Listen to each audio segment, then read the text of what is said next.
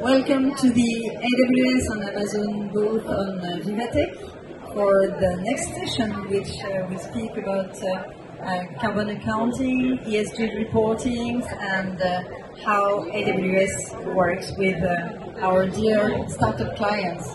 So I'm Valérie Koskas, and I'm Head of Partners for AWS in France, and I'm very pleased to share this stage at the moment with Raphael. I'll let you introduce yourself briefly. Sweet, thanks so much. And thanks everybody for joining us here. My name is Raphael Güller. I'm one of the co-founders at Sweet. We help companies understand their carbon emissions and their ESG data, and we help them, as a software platform, to get all the data in, understand it, and track the progress. And we're working with large companies like Saint-Gobain or Mobile Ghana, for example, also financial organizations like Eurazeo. And we're really here to help them, manage change across their networks, right? So with their partners, with their suppliers, with their investments. Okay, he told me ahead that he could speak forever, so we'll have to cut him sometimes. So usually at AWS, clients first come to us to speak about sustainability when they have questions about their scope 3. And the first answer we give to them is that they better move to the cloud in order to be more energy efficient, as the cloud is 80% more carbon energy efficient than any data center in France, classical, traditional data center in France or in Europe. This was confirmed by an external study that was made last year. So the first question is, first, you better move to the cloud because the cloud is more sustainable than your existing data center. Once you get the benefits of the sustainability of the cloud, then you can leverage the sustainability in the cloud by optimizing your architecture, optimizing the way you switch on and off your servers when you need them. We have a well-architected framework that gives principles of good architecture of a client, and we coach our clients in being more efficient in that way.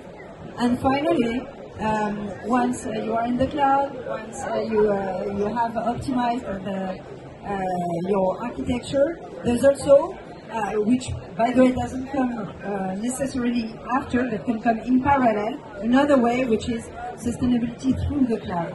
So you can leverage your IT to make all of your processes more efficient. And that's where we start speaking a lot with ISVs, because there are lots of software vendors which are very dedicated, very specialized on those aspects, this or that aspect of which require to be more efficient. So there are some on like Metron that you've seen on the other side of the booth, which make your buildings or your factories more efficient.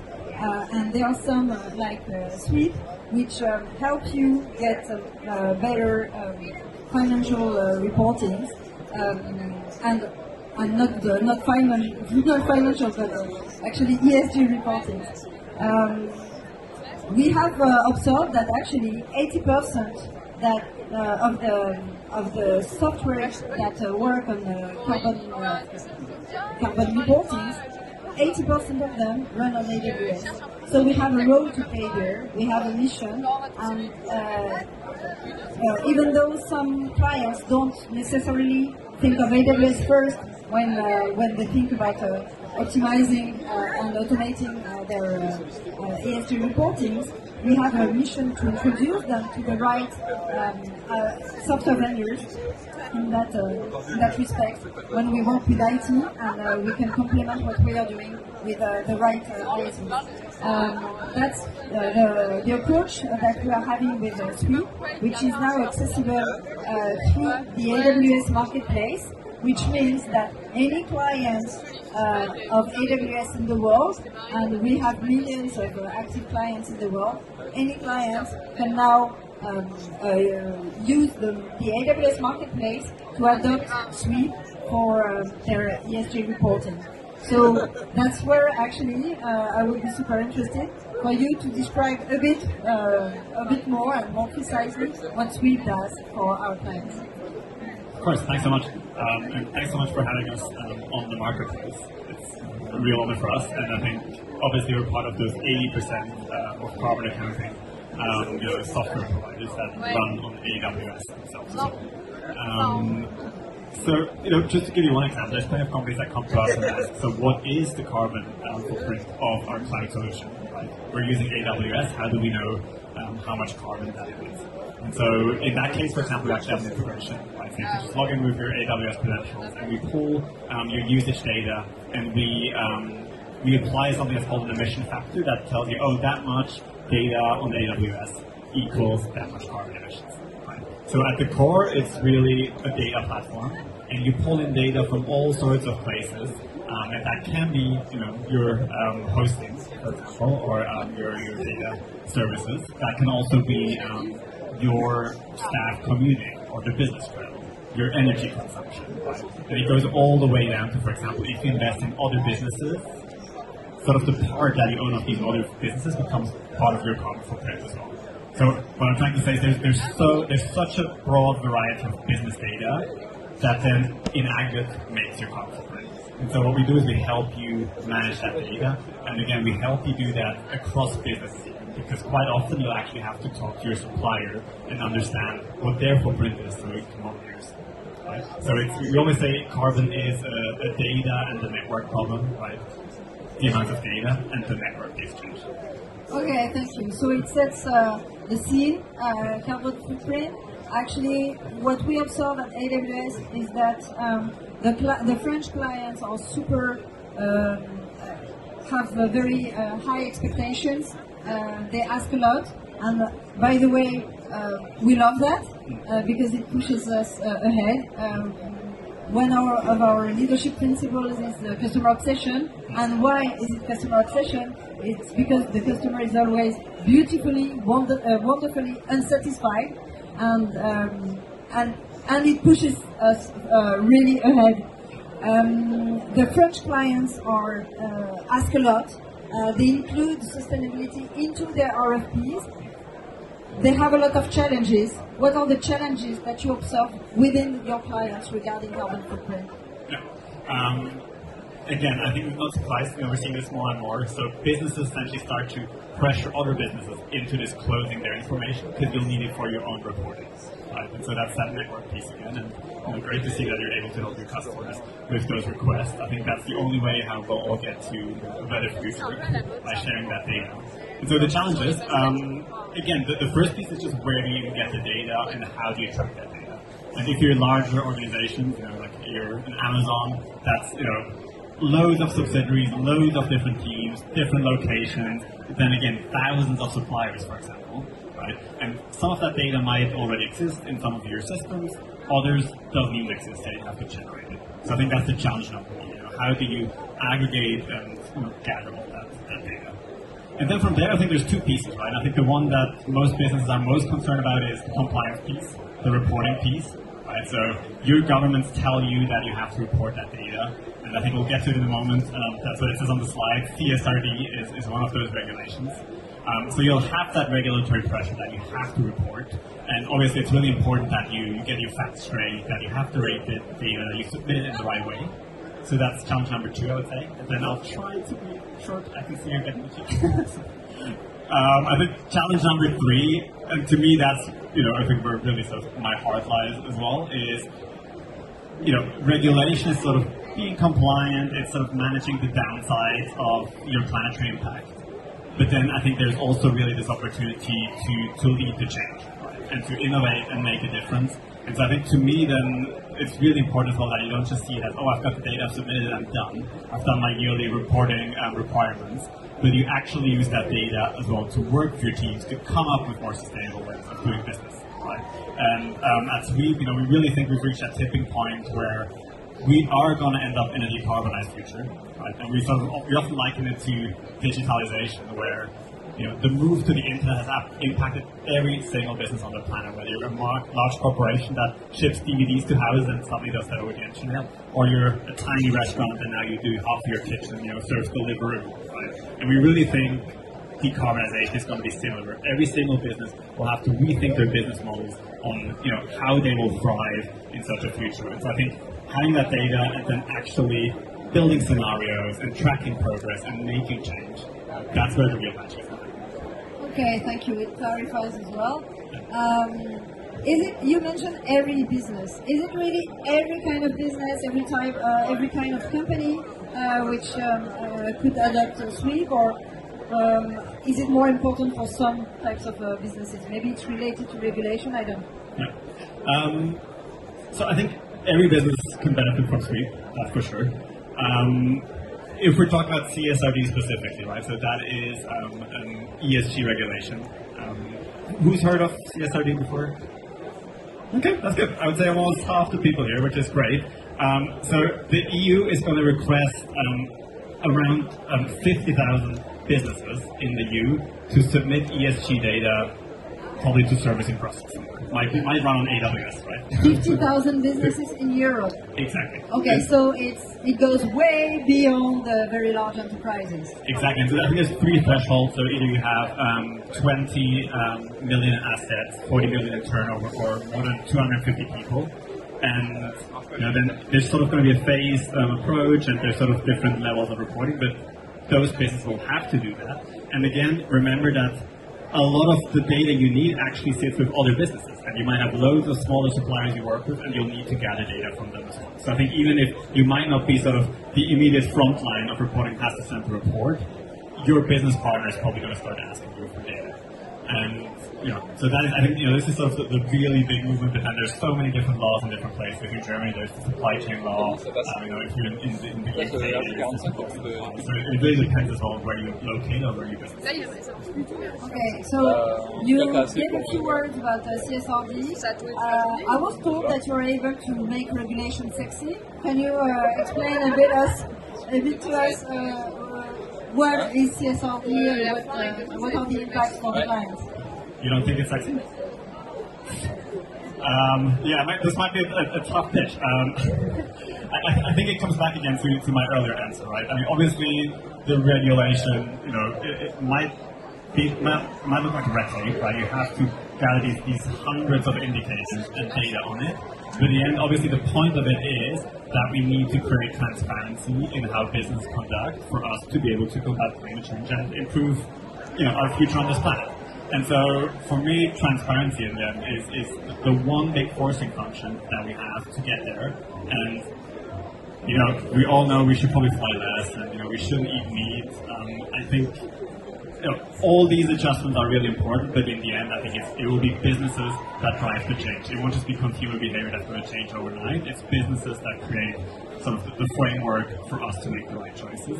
And for that, we need this transparency that when you choose your suppliers, for example, right, you can see how much this service or this product is going to cost you, and you can see the planetary impact of it as well, and that is comparable, and that's how you make choices. And so to me, that's the sexy bit. Again, for me, that's where it's this. You want to be successful in this decarbonized future, and we all care about R&D and innovating. And I think today, if you are innovating and it doesn't include sustainability, you're probably wasting money, right? Because your innovation is not going to be a viable business in the future. And so I think to me, that's the sexy part. Okay, maybe you can show us a bit what it looks like. I can, and I think there's a clicker somewhere.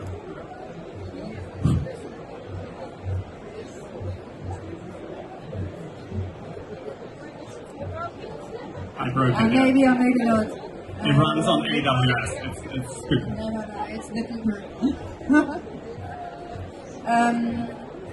Because you were saying, thank you so much, David. So I think we've covered the basics of CSRD. Loads of companies in the EU will have to submit their ESG data into that central database and disclose it. And again, this will be a large amount of, they call it indicators, right? It's data points. So it might be your greenhouse gas emissions, or it might be your water usage, your biodiversity impact, etc. Then all the way to social and governance as well. And again, hundreds and hundreds of data points. And I think a lot of businesses at the moment are sort of in a bit of a panic. I think there's studies that show that 65% of business owners don't quite know how they're going to report on all that data. There's Excel. There's Excel, yeah. Love Excel. It's amazing. And I think, though, when you think of all these hundreds of indicators in your complex organizations with your partners, there's hundreds of data points coming together, and you need to structure that data, and then you need to audit it, right, and make sure it's all the right data in the right format and submit it. And Excel is just not going to cut it because, who has touched which data point, who has made what change in the Excel, what is the formula in which place that somebody built in this Excel, right? That's now thousands and thousands of data points. And so it just won't fly. Okay, so before I heard the 50,000 companies, businesses, which should be CSRD compliant by 2025. That's right. So they have to report in 2025 on the year 2024. So really, you should probably start gathering your data starting 2024, and then you'll have to submit the data in 2025. So that was a very important point. Yeah. Second, you also just highlighted, you said the word audit. Yeah. So can you elaborate a bit? Yeah, of course, and I'll jump to the next screen if this still works. And I'm sorry, this is tiny, but maybe you can see. So this is just one screenshot of the app, and you can see there's all these different categories that you need to track. So for example, there is ESRS E1 climate change, right? And if you click into that now, in there you have loads of different sub-indicators with loads of data points behind them, right? And so on each of these, you can see there's sort of a status on it, where you have started. Some of it is not material. I think that's really important as well. You'll have to assess, are certain data points or certain activities just not material or not relevant to my business. So you'll have to make that assessment. And then you'll need to report on these. And auditing obviously is a really important part, and I think just like you do with financial accounting, right? You gather the data, and then you get the auditors in, they look at the data, and they sort of give you the tick on it before you submit it. The same is going to happen with this ESG data. That's what we're talking now about extra financial reporting, right, instead of financial reporting.